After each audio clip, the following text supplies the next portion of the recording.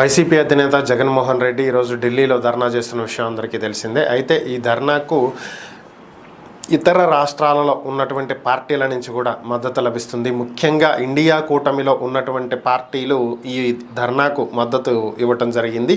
దీంట్లో భాగంగానే ఉత్తరప్రదేశ్లో ఉన్నటువంటి సమాజ్వాదీ పార్టీ అధినేత మాజీ ముఖ్యమంత్రి అఖిలేష్ యాదవ్ ఈ సందర్భంగా జగన్ని కలవటం జరిగింది. అక్కడ జగన్మోహన్ రెడ్డి ఏపీలో జరుగుతున్నటువంటి అంశాల మీద ఆయనకు వివరించడంతో పాటుగా కొన్ని ఫోటోలు వీడియోలను కూడా చూపించడం జరిగింది. ఇవన్నీ చూసినటువంటి అఖిలేష్ యాదవ్ యూపీలో కూడా ఏపీ లాంటి ప్రభుత్వమే నడుస్తుందని, అలాంటి పరిస్థితులే ఉన్నాయని, బుల్డోజర్ ప్రభుత్వాలు ప్రస్తుతం అధికారంలో ఉన్నాయని, ఈ సంస్కృతి పోవాలని, ఈ బుల్డోజర్ ప్రభుత్వాలు పోవాలి అని చెప్పి ఆయన వ్యాఖ్యానించడం జరిగింది. ప్రజాస్వామ్యబద్ధంగా వెళ్ళాలి తప్ప ఇలా రాజకీయ కక్ష సాధింపు చర్యలకు పాల్పడకూడదని, ఇలాంటివి ప్రజాస్వామ్యంలో చెల్లవు అని చెప్పి అఖిలేష్ యాదవ్ వ్యాఖ్యానించడం జరిగింది. వివాదాస్పద ఐఏఎస్ అధికారి పూజా ఖేద్కర్ అందరికీ తెలిసినటువంటి విషయమే. అయితే ఈమె సర్టిఫికెట్ల విషయంలో ఫేక్ సర్టిఫికెట్లను తీసుకొచ్చిందని, అంటే ఆమె ఫిజికల్లీ హ్యాండిక్యాప్డ్ కాకపోయినప్పటికీ కూడా ఫిజికల్లీ హ్యాండిక్యాప్డ్ అనేటువంటి సర్టిఫికేట్ తీసుకొచ్చి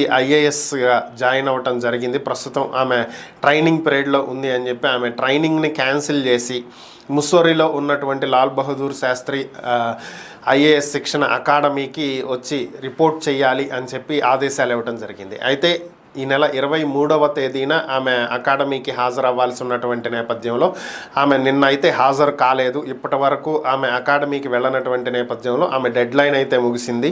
మరి ఇప్పుడు అకాడమీ నిబంధనల ప్రకారం ఏం చర్యలు తీసుకోబోతుంది అనేది అయితే చూడాల్సి ఉంది. ఈరోజు ఏపీ అసెంబ్లీ సమావేశాల్లో ల్యాండ్ టైటిలింగ్ యాక్ట్ చట్టం రద్దుకు సంబంధించి చర్చ నడిచింది.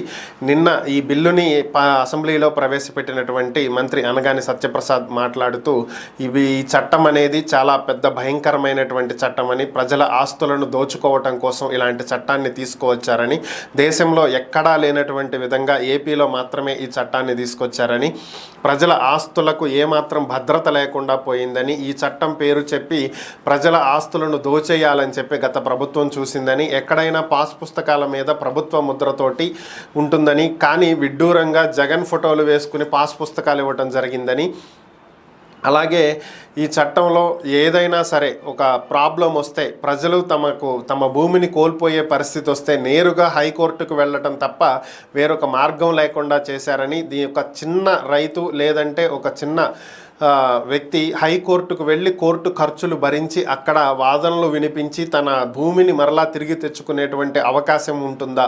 అలాంటి పరిస్థితులు లేకుండా గత ప్రభుత్వం చేసిందని, ఈ ల్యాండ్ టైటిలింగ్ యాక్ట్కి సంబంధించి రైతులు అలాగే ప్రజలు మోసపోకుండా లాయర్లు కొంతమంది రోడ్డు మీదకు వచ్చి బహిరంగంగా వారి నిరసనలను తెలియజేస్తూ వారు ఈ చట్టానికి సంబంధించినటువంటి అవగాహనను ప్రజలకు కల్పించారని, లేదంటే ప్రజలు ఎంతో పెద్ద ప్రమాదంలో పడేవాళ్ళని, ఇది ఒక పెద్ద భయంకరమైనటువంటి చట్టం అని చెప్పి ఆయన వ్యాఖ్యానించడం జరిగింది. ఈరోజు ఢిల్లీలో జరుగుతున్నటువంటి జగన్మోహన్ రెడ్డి ధర్నాకు యూపీ మాజీ ముఖ్యమంత్రి అఖిలేష్ యాదవ్ మద్దతు పలికిన విషయం అందరికీ తెలిసిందే. అయితే జగన్ ధర్నా చేస్తున్నటువంటి జంతర్ మంతర్ వద్దకు వచ్చి ఆయనకు మద్దతు తెలిపి యూపీలో కూడా ఏపీ లాంటి పరిస్థితులే ఉన్నాయి అని చెప్పి తిరిగి వెళుతున్నటువంటి అఖిలేష్ యాదవ్ని మాజీ జడ్జ్ అడ్డుకోవటం జరిగింది. పెద్దిరెడ్డి రామచంద్రారెడ్డి ఆయన అనుచరుల నుంచి తనకు ప్రాణహాని ఉంది అంటూ ఏపీ హైకోర్టులో పిటిషన్ వేసినటువంటి మాజీ జడ్జ్ రామకృష్ణ ఆయనే అఖిలేష్ యాదవ్ని అడ్డుకోవటం, ఆయన కారుని అడ్డగించి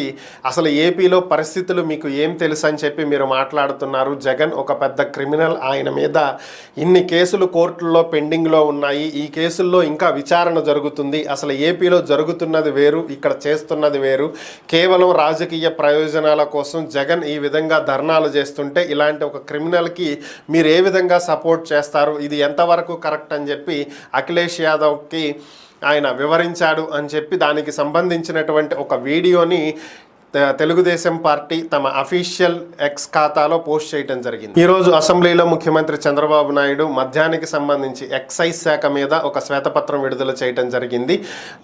మొత్తం ఒక 2 బ్రాండ్లు మాత్రమే అందుబాటులో ఉండేలాగా చేసి మొత్తం మద్యాన్నే పెద్ద స్కామ్ చేశారని, ఎక్కడా కూడా డిజిటల్ చెల్లింపులు లేవని, కేవలం నగదు లావాదేవీలే జరిపారని, నగదు రహిత లావాదేవీలను ఎక్కడా కూడా జరపలేదని, ఈ డబ్బులన్నీ ఎటు వెళ్ళినాయి, ఎవరి జేబులోకి వెళ్ళినాయి అనేటువంటి దాని మీద విచారణ జరపాల్సి ఉందని, భారీ స్థాయిలో దీంట్లో స్కామ్ జరిగిందని, దీనికి సంబంధించి సిఐడిని విచారణకు ఆదేశిస్తున్నామని, సిఐడి విచారణ జరిపి దీంట్లో ఎంతవరకు ఎంత పెద్ద స్కామ్ జరిగింది అనేటువంటి అంశాన్ని వెలికి తీస్తుందని, నగదు రహిత లావాదేవీలు జరపకుండా కేవలం నగదుతోనే లావాదేవీలు జరిపినటువంటి నేపథ్యంలో ఈ ఆర్థిక సంబంధమైనటువంటి నేరాలు కూడా ఉన్నాయి కాబట్టి అవసరమైతే ఈడీ విచారణకు కూడా ఆదేశిస్తాము అని చెప్పి చంద్రబాబు నాయుడు తెలియజేయటం జరిగింది. మాజీ మంత్రి కాకాణి గోవర్ధన్ రెడ్డి మీద ఒక మహిళ ఫిర్యాదు చేయటం జరిగింది. ఈ మహిళ అనే కంటే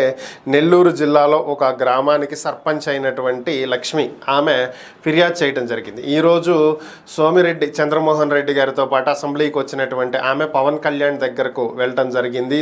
సోమిరెడ్డి చంద్రమోహన్ రెడ్డి గారు ఆమెను పవన్ కళ్యాణ్కు పరిచయం చేస్తూ కాకాణి గోవర్ధన్ రెడ్డికి సంబంధించి ఒక విషయం ఉందని, దీని మీద ఆమె ఫిర్యాదు చేయాలనుకుంటుంది అని చెప్పి పరిచయం చేసినటువంటి నేపథ్యంలో పవన్ కళ్యాణ్ ఆమె చెప్తున్నటువంటి అంశాలను పూర్తిగా వినటం జరిగింది.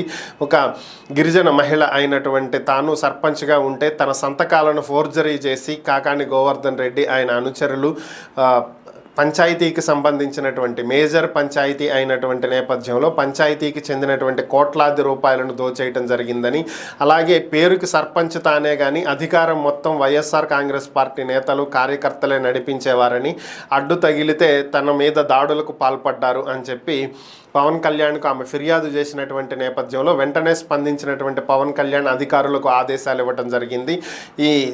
ఈ ఘటనకు సంబంధించి పూర్తిగా విచారణ చేయాలని, దోషులు ఎవరైనా సరే వదిలిపెట్టొద్దని, ఆమెకు ఎటువంటి పరిస్థితుల్లోనూ సర్పంచ్కి అన్యాయం జరగడానికి వీల్లేదు అని చెప్పి పవన్ కళ్యాణ్ ఆదేశాలు ఇవ్వటం జరిగింది. ఈరోజు తెలంగాణ అసెంబ్లీలో కేంద్రం ప్రవేశపెట్టినటువంటి బడ్జెట్కు సంబంధించి చర్చ జరుగుతున్నటువంటి నేపథ్యంలో తెలంగాణకు అన్యాయం జరిగిందని, అలాగే రేవంత్ రెడ్డి జంతర్ మంతర్ వద్ద ఈ బడ్జెట్కు వ్యతిరేకంగా తెలంగాణ హక్కుల కోసం, రాష్ట్ర ప్రయోజనాల కోసం ధర్నా చేస్తే దానికి బీఆర్ఎస్ పార్టీ మద్దతిస్తుంది అని చెప్పి హరీష్ రావు ప్రకటించడం జరిగింది. రేవంత్ రెడ్డి ధర్నాకు కూర్చుంటే ఆయనకు కవచంలాగా బీఆర్ఎస్ అడ్డు నిలుస్తుందని, ఆయనకు మద్దతిస్తుంది అని చెప్పి హరీష్ రావు ప్రకటించినటువంటి నేపథ్యంలో దీనికి సంబంధించి రేవంత్ రెడ్డి స్పందించడం జరిగింది.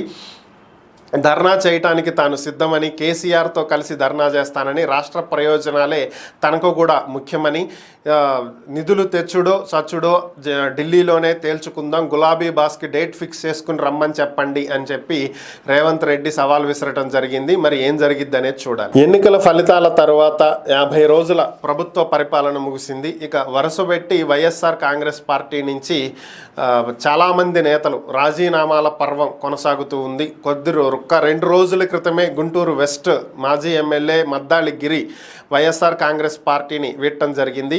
ఆయన ఏ పార్టీలో చేరతారనేటువంటి అంశాలు ఇంకా క్లారిటీ రాలేదు. ఈలోపే గతంలో పొన్నూరు ఎమ్మెల్యేగా పనిచేసినటువంటి కిలారు రోసయ్య ఈరోజు ఒక మీడియా సమావేశం ఏర్పాటు చేసి తాను వైఎస్ఆర్ కాంగ్రెస్ పార్టీని వీడనున్నట్లుగా ప్రకటించడం జరిగింది. వైఎస్ఆర్ కాంగ్రెస్ పార్టీలో వ్యక్తి స్వేచ్ఛ అనేది లేదని, తన అభిప్రాయాలను కనీసం చెప్పేటువంటి అవకాశం కూడా లేదని, అధికారం మొత్తం కొంతమంది వ్యక్తుల చేతిలోనే ఉంది అని, మొత్తం పార్టీని వాళ్లే నడిపిస్తూ ఉంటారని, తనని గుంటూరు ఎంపీగా పోటీ చేయమని చెప్పి ఆదేశించారని, అయినా కూడా పార్టీ ఆదేశం మేరకు వెళ్ళటం జరిగిందని, అయినా కూడా ఎన్నికల అనంతరం తను ఏమాత్రం పట్టించుకోవట్లేదని, వైఎస్ఆర్ కాంగ్రెస్ పార్టీలో ఉండేటువంటి పరిస్థితులు చాలా దారుణంగా ఉంటాయని, కాబట్టే తాను పార్టీ నుంచి వెళ్ళిపోతున్నట్లుగా ఆయన ప్రకటించడం జరిగింది. కేంద్ర ప్రభుత్వం బడ్జెట్లో నిన్ననే 15,000 కోట్ల రూపాయలు ఏపీకి ఇస్తున్నట్లుగా ప్రకటించడం జరిగింది. అయితే ఈరోజు మరొక అంశాన్ని ప్రకటించడం జరిగింది. కేంద్ర రైల్వే మంత్రి అశ్విని వైష్ణవ్ మాట్లాడుతూ అమరావతి రాజధానిని లింక్ చేసుకుంటూ ఒక కొత్త రైల్వే లైన్ని ప్రతిపాదిస్తున్నామని చెప్పి ఆయన తెలియజేయటం జరిగింది. నిజానికి కొద్ది రోజుల క్రితమే దీని గురించి చర్చ కూడా నడిచింది. అమరావతిని లింక్ చేసుకుంటూ విజయవాడ హైదరాబాద్ మధ్యలో ఉండేటువంటి రైల్వే లైన్ డీవియేట్ అవుతుంది. కొండపల్లి దగ్గర నుంచి డీవియేట్ అయ్యి అది అమరావతి వైపుకు వెళ్ళి మరలా తిరిగి వచ్చి నంబూరు దగ్గర కలుస్తుంది. దీనికి సంబంధించి ఒక రైల్వే లైన్ని ప్రతిపాదిస్తున్నట్లుగా గతంలోనే వార్తలు కూడా వచ్చాయి. దీనికి సంబంధించి ఇప్పుడు 2047 కోట్ల రూపాయలు దీనికి వెచ్చిస్తున్నట్లుగా తెలియజేశారు. భూసేకరణ కూడా దాదాపుగా పూర్తవచ్చిందని, త్వరలోనే పనులు ప్రారంభిస్తామని, ఈ రైల్వే లైన్ని అతి త్వరగా కంప్లీట్ చేస్తామని కూడా తెలియజేయడం జరిగింది. ఏపీకి భారీగా నిధులు ఇచ్చారు అంటూ తెలంగాణ ప్రభుత్వం గగ్గోలు పెడుతుందని అటు కాంగ్రెస్ కావచ్చు ఇటు బీఆర్ఎస్ కావచ్చు.